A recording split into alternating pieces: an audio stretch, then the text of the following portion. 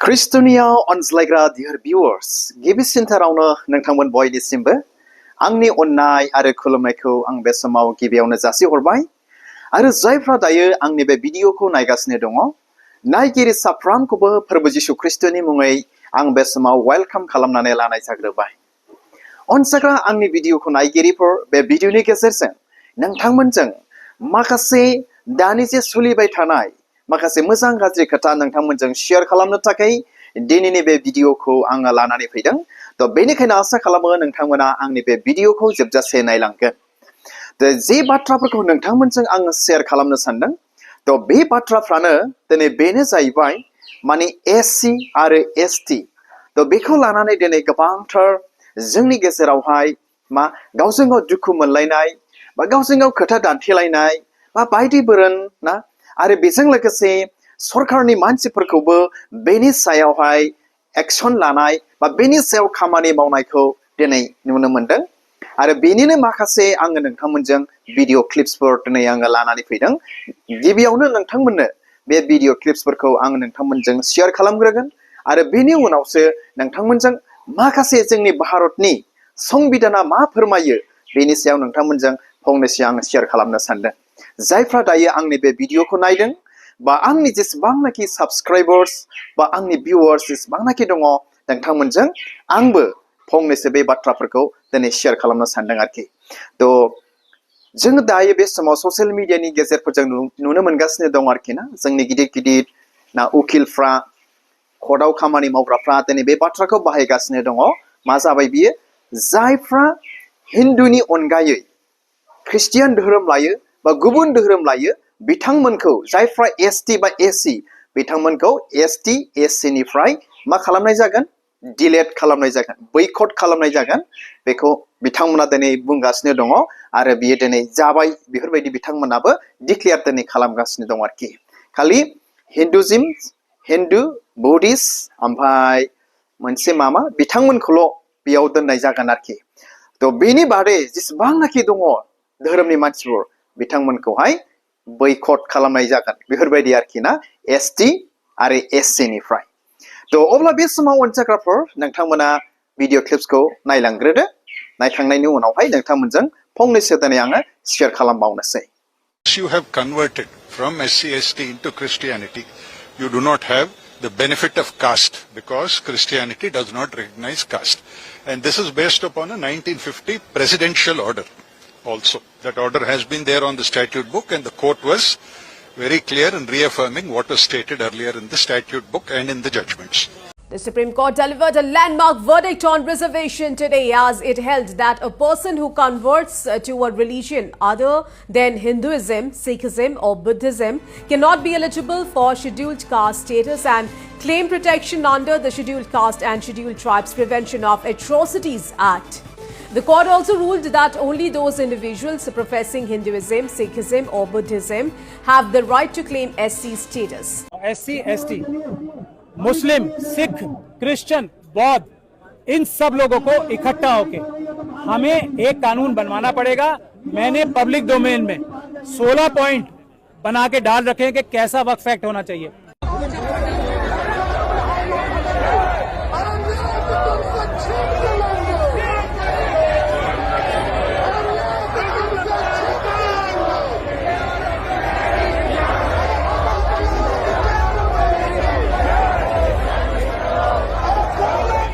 अब्ला बे समाव अनसायग्रा आंनि भिडिअखौ नायगिरिफोर आसा खालामो नोंथांमोना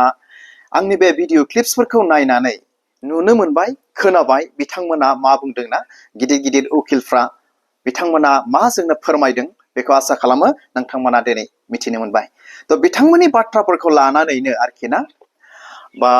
गोबांथार जोंनि गेजेरावहाय सोरबा सोरबा मिनिलायगासिनो दङ सोरबा सोरबा ठाट्टा गेलेगासिनो दङ दिनै बेबायदिखौबो जों दिनै ससियेल मिडियानि गेजेरजों नुदों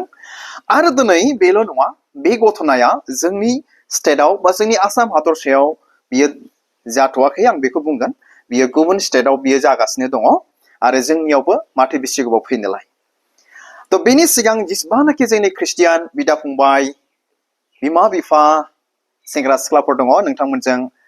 with my small knowledge आङो नोंथांमोनजों शेयार खालामनो आङो सानदों तो दानि बे मुगायावहाय आरोखि ना जोंनि भारतनि संबिधानफोरखौ दिनै जोंबो न'आव थानानैनो फरायनो हायो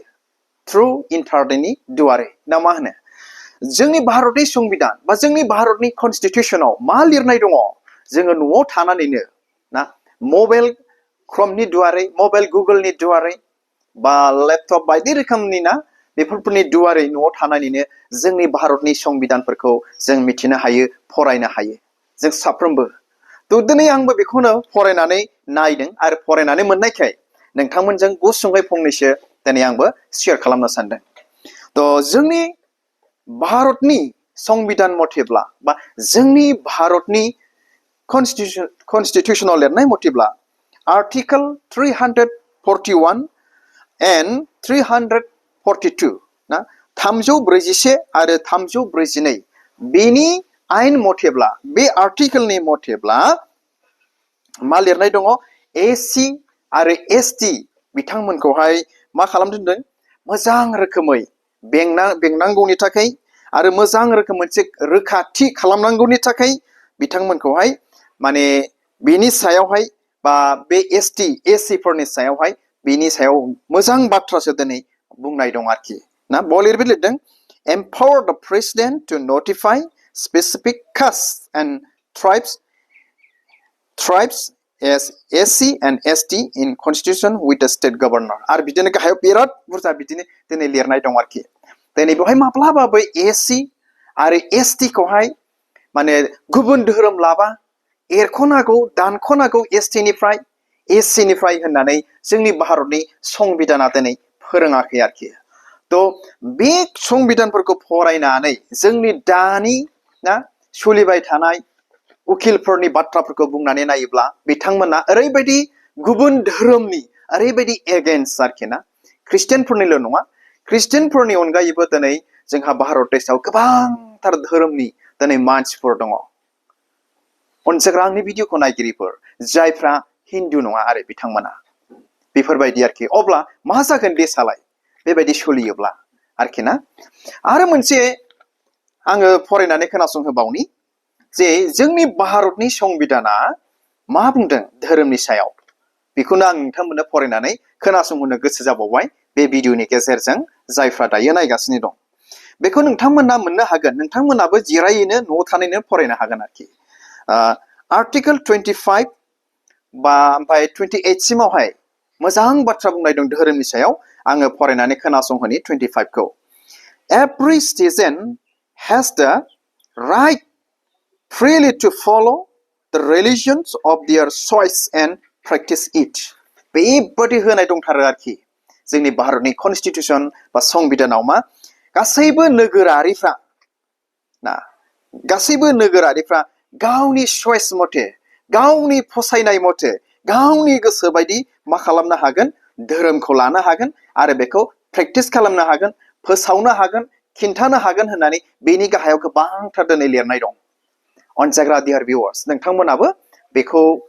फरायोब्ला नुनो मोनगोन आरोखि ना आं बिदि लिरनानै नायदोंमोन what does Indian constitution says about religion बेनि सायावहाय बेबायदि नोंथांमोना टाइप खालामनानै बा माबा मोनसे टाइप खालामनानै नागिरब्लानो बेनि सायाव नोंथांमोना मोननो हागोन अब्ला जोंनि भारतनि संबिधानानो मोनफ्रोमबो धोरोमखौ गनायनो हागोन खुलुमनो हागोन नाजावनो हागोन ना सिबिलांनो हागोन फोसावलांनो हागोन बेबायदि राइट होदोंबा अब्ला जोंनि भारतनि जायफोर बेनि हेंथा बे आर्टिकल 25 निफ्राय 28 सिम जे भारतनि संबिधाननि हेंथा बिथांमोना खामानि मावनाय जादोंना जायाखै दा जुदि बिथांमोना भारतनि संबिधाननि हेंथा जुदि खामानि मावदोंब्ला बिथांमोना दसेयावसो गोग्लैयो आरोखि आंनि मथेब्ला डियार भिउवार्स मा दसे गोग्लैयो आरो बिथांमोनखौ हमनांगौसो जानानै फैयो आरोखि भारतनि संबिधान मथेब्ला मानो बिथांमोना भारतनि संबिधाननि आयेन एसे एगेन्स्टआव बिथांमोना थांबाय जोंनि भारतनि संबिधाना फोरोङाखै गुबुन धोरोमखौ एरख'नांगौ बा बिदि खालामनांगौ होनना फोरोङाखै नाथाय मा होननानै बुंदों every citizen has the right to follow the religion of their choice and practice it गावसोरनि गोसोबायदि मोनफ्रोमबो धोरोमखौ नाजावनो गनायनो आरो प्रेक्टिस बा खुलुमनो हागोन होननानैसो दिनै जोंनो अधिकार होदों आरोखि जोंनि भारतनि संबिधाना तो बेनिखायनो dear viewers नोंथांमोनाथ' भिडिअ क्लिप्सआव दिनै नुखाबाय ना मा नुखाबाय जायगा जायगा जे जायगायाव बे आयेनफ्रा दिनै जादों बे जायगायाव ख्रिस्टियानफोरजों लोगोसे दस्रा धोरोमनि मानसिफ्राबो ओंखारनानै लाख लाख दिनै धरना होनायखौ जों दिनै नुनो मोनगासिनो दङ नोंथांमोननो भिडिअ क्लिप्सआव खोन्थाजोबनो हायाखै गोबांथार दिनै भिडिअ क्लिप्सफोर दिनै आंनियाव दङ आरो जोङो नायबानो नुनो मोनो बेबायदि आरोखि ना बेबायदि खाना आयेनखौ बोखांनानै लानांगौ बेबायदि आयेना थिग नङा होननानै आरो दिनै बेल' नङा गोबांथार उकिलफोर दङ दिनै आरोखि ना गोबांथार धोरोमनि मानसिनि उकिलफोरबो दङ बिसोरबो सानसे ज' जागोन बा गाबोन समफोरनो ज' जानानै बेनि सायावहाय मा मोनसे आलदा रोखोमनि फाइल मोनसे आलदा रोखोमनि बेबस्था दिनै लानायखौ नुनो मोनगोन आरोखि नोंथांमोना नायबाय थाल' थ' अनसाग्रा dear viewers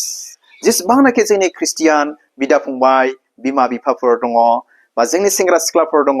नोंथांमोनजों बे ब्लगनि गेजेरजों आरो बे भिडिअनि गेजेरजों आङो शेयार खालामबाय जे जोंनि भारतनि संबिधाना जोंखौ राइट बा मोनथायसो दिनै जोंनो होदों जों जेखि धोरोमाव जों थाया नाथाय दा मानसिफ्रासो ना धोरोमनि बेरुदि दिनै खामानि मावदों नाथाय भारतनि संबिधाना बेखौ दिनै जोंनो फोरोङाखै आरोखि थ' जायफ्रा दिनै बे खामानिखौ मावबाय आंनि मथेब्ला बिथांमोना जोंनि भारतनि संबिधाननि गोरोन्थि खामानि मावबाय एगेन्स्ट खामानि मावबाय